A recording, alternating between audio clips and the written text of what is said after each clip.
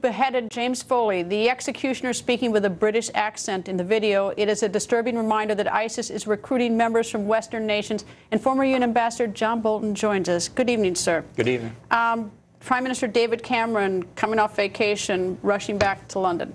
Well, I think it demonstrates a sense of responsibility that this could well be a British citizen who's involved in this execution, and it could well be beyond that British intelligence does have some idea who this person is, who he might be connected to inside Britain, so that the Prime Minister wants to be there in case there are other operations that have to take place against people in a larger conspiracy already in London.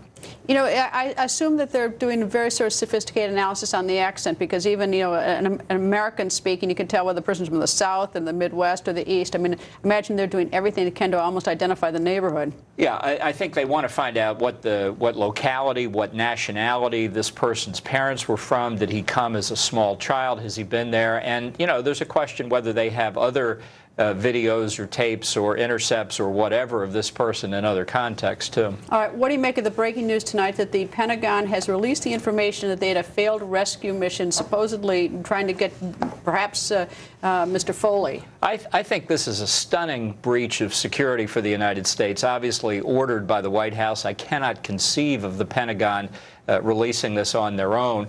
This is exactly the sort of thing that should remain completely confidential for 50 years. Number one, because it tells people what we tried to do. Number two, it's an admission of failure. Well, the United States tried again and couldn't do it. And number three, whoever it was we relied upon, whoever gave us the tip, is now in jeopardy from the Islamic State and may well be dead already. This is just not something you do. I'm always hammering the administration for not being transparent. This is a covert operation. No, it's not supposed to be transparent. I'm just trying to avoid being as much of a hypocrite as I can. You know, sometimes I find myself, unfortunately, being. I try not to be. But the thing that disturbs me here is the failed intelligence. And what in the world is our? I mean, is our intelligence so bad? I mean, I'm very hard on the CIA director, who has now admitted to domestic spying, which is a crime, and getting off with an apology.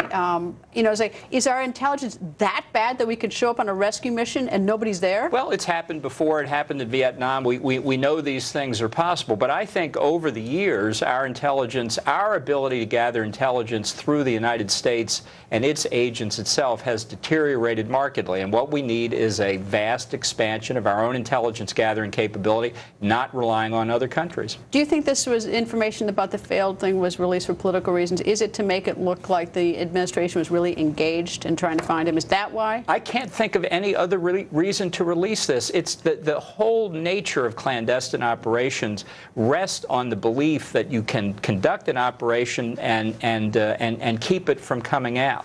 And if you fail to do that, you're telling your adversaries what your capabilities are. And even worse here, to say that it was a failed operation. I think these guys probably got in, they found that the target area was empty of the prisoners, and they got out without anybody knowing about it, or at least without anybody understanding what had happened. That's a success from a clandestine operation point of view. Even if you didn't get the prisoners, they got out without being detected. Now we've given it up. I'm just stunned at this. And what in the world could trigger it tonight? But anyway, we'll work on that one. Politics. Politics, anyway. Ambassador, thank you, sir. Thank you. And tonight, the Iraqi ambassador is warning the